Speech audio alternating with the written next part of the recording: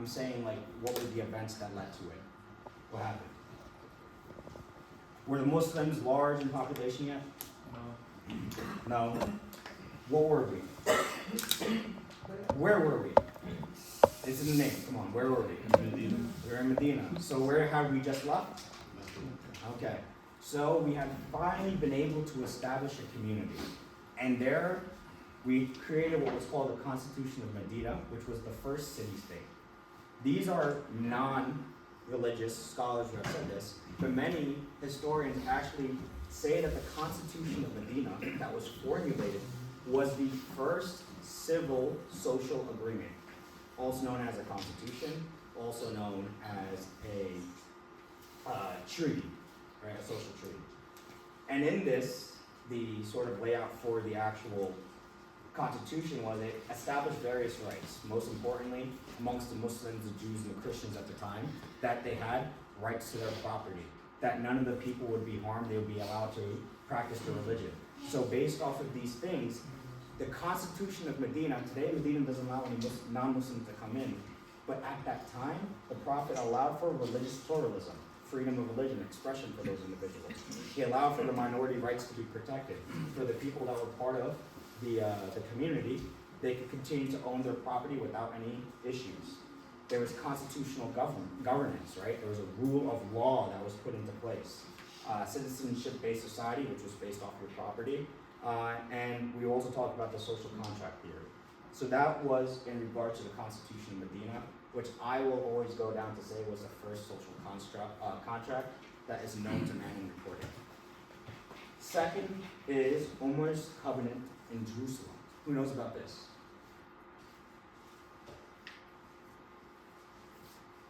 This is why we need to take time to understand these things. If we don't know that the actions or the life of the second Khalifa of Islam, then this is very important for us to study, right? What happened in Jerusalem? What was Jerusalem like before Umar got there? Can someone maybe try to guess? What was it like? It was under the Romans rule, Yes, it was under Roman rule. and they killed as many Jews as they could, but it came, and the rest were sent to other places. So this happened multiple times through our history, so just to be clear, this happened not only during the time of Umar, it also happened during the time of Salahuddin, which we'll get to. So the brother is correct. It happened, this exact sort of play out happened in multiple periods. But when Umar came to Jerusalem, one of my favorite discussions from his biography was when it was time for him to pray, the priest of the church said, hey, you could come and pray in our church. What was Umar's response? Who knows? He said, he prayed outside. So he said, if I prayed there, then people, all Muslim after me would pray here too. So he wanted to give him. To clarify what the brother just said, that was absolutely correct. He said that when Umar was asked by the priest if he wanted to pray inside the church, he said, no, I won't. I'll go outside. And he said, why won't you pray here? He said, because I don't want to set a precedent for people to assume that this can become an area of worship that one day they'll come and tear down this church and take from you. So out of love and out of peace for those people that were already there, he said that he's going to go pray somewhere else. So this was the way of Umar ibn Khattab. And the reason that this is so important is because it establishes so many different things. We talk about the Christians not being harmed. We talk about the churches being preserved. Religious practices were protected. So if you guys study the actual contract, the covenant itself, and look at the history afterwards, you had the Muslim sort of Sharia being applied at the country level, but individual cities would implement their own rule of law, rule of governance, according to their book. So the Jewish people governed by the Jewish people, the Christian people governed by the Christian people, but they had to ensure that they were following the overall Islamic discipline and making sure that they kept peace within them. So this was a type of effective government that was being created, something that was multifaceted. It wasn't a simple format. It was very complex in the way it occurred, and the exact same sort of scenario happened with Salahuddin. Same story. the Crusades came around. The Crusaders came. This time they absolutely decimated the Jews. Not a single one was left. And when Salahuddin had arrived, one of the first things that he did was actually go ahead and take over the city, and he told his people, his commanders within his army, to go and find Jewish people from the nearest tribes and bring them back to Jerusalem so that way they can set up their cities. So this is how far that Salahuddin had gone, to be able to establish peace within this once prosperous and beautiful land. That is the role of what Muslims should be doing when it comes to establishing connections with communities, and that's the stance that we will continue to take. I'll go through these other three very quickly. If you guys aren't familiar with Muslim Spain, I put down the Jewish Golden Age because the Renaissance of Judaism as a philosophy, as a perspective into religion, would not have happened had it not been for this man and the Muslim empire that was growing. So early 1000s to about, I would say 1600, you had Muslim Spain. Jewish Golden Age happens. There's an individual that came during this time, Maimonides. He was very well known for being the father of Jewish Renaissance and bringing back their traditions. Do you know who he served? Who was he the personal assistant to? Or personal physician assistant? Who did he serve? The Muslim who we hail. The man right here, Salahuddin. Right? So this shows you how close this level of love was between these communities within Spain because of the growth that they had together. Ottomans in Spain. Who knows about the Inquisition and the Crusades, etc.? You want to say something? Yeah, in Spain, they were massacring anybody that wasn't Catholic Christian. Mm-hmm. And so in 1492, when the Jews were being kicked out, the Ottoman Sultan Bayezid, I believe, he Yes. sent an entire fleet to rescue them and bring them back to the Ottoman lands where they were dispersed in Greece and northern Africa as well. That was exactly what I was going to say. That was what happened in 1492. So the brother is correct.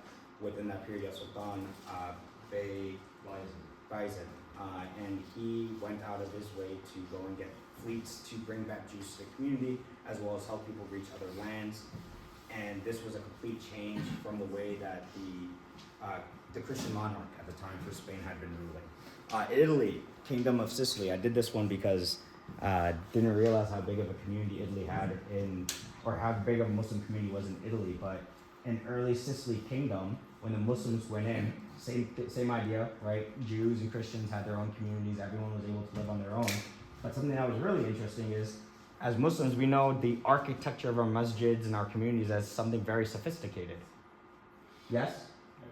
When we look at the sort of influence, right, on Italian during the Renaissance era, how did they dress? Does anyone know? How did the Italians dress? Anyone play Assassin's Creed? Yeah. Okay, how did they dress in Assassin's Creed?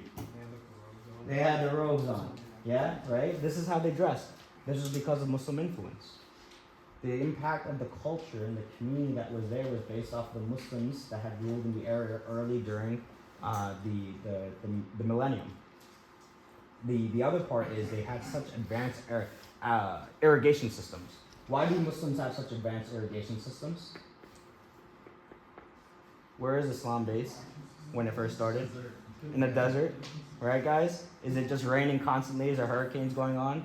No, right? So they had to have a very strong irrigation system. They brought that technology to Italy, and they had utilized it there as well. To this day, you'll see some levels of the complex irrigation systems in Sicily going down the farms on the hills to this day. Southeast Asia, Indonesia and Malaysia in specific, is very interesting. There is no Jewish and Christian people I can talk about. There is nothing that I can speak about in terms of wars. How did Islam get there? Who knows? Trade. Huh? Trade. Trade. That's exactly it. Through trade and barters. Why was it that these people who had nothing to do with Islam wound up accepting it? Because of the behavior. Because of their behavior, because of the business etiquette. the fair trade, the idea that even if I try to screw you over, before Allah, I'm always a witness, right? We have to testify before Him. Wasn't there also like Sufis that are going on? I can't confirm nor deny, don't know. So, continuing on, I will say this is interesting when we look at when the Prophet Muhammad ﷺ came back to Mecca. When he came back to Mecca, the Muslims were victorious. What did the Prophet Muhammad ﷺ do to his opposition? Give them an option. What was the option? And if they dropped all their weapons and they could convert to Islam, they would be forgiven. They would be forgiven. Who else? Who else has an opinion? He said, my balance if I like what do you think I would do to you? He said, Maybe with Jizya. you are like a generous son, generous. So it's like go, you're free. Yes. Yes. So what the brother said was actually what had happened. When the Prophet Muhammad arrived, he asked the individual, he said, what do you think I will do to you? And the Quraysh responded with, you are a noble one. Al-Amin, right? You're a noble and you come from a noble family, so you will do good by us. And so after that he says to them, so you shall be free. Not a single blood drop, not a single person was attacked, no one was hurt. All the people that was still there were able to continue to do what they were doing, and they lived in peace and harmony with the Prophet, at least for the time being, right?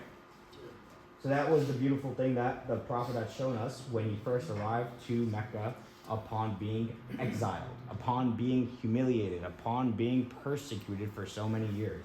That was his reaction. Who knows about the story about Abu Sufyan?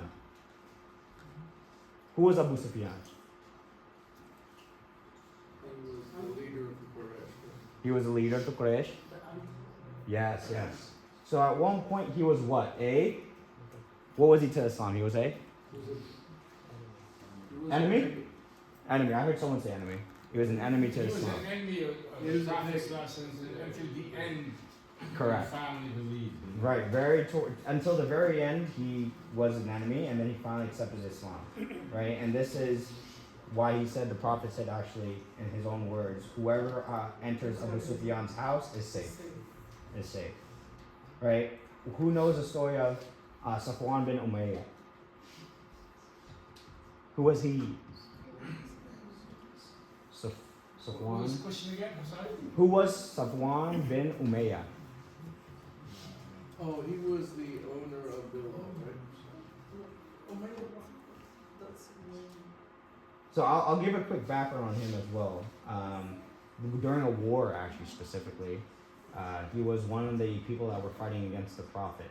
And so at the time, when the Muslims had won, Safwan was taken as captured, right?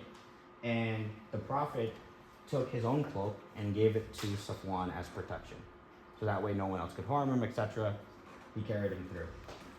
He gave him a choice, right? Because at the time, the people that Safwan was a part of had violated their treaty. So the choice was, hey, you have 4 months for you to reflect upon Islam, or for you to deal with the consequences and continue fighting.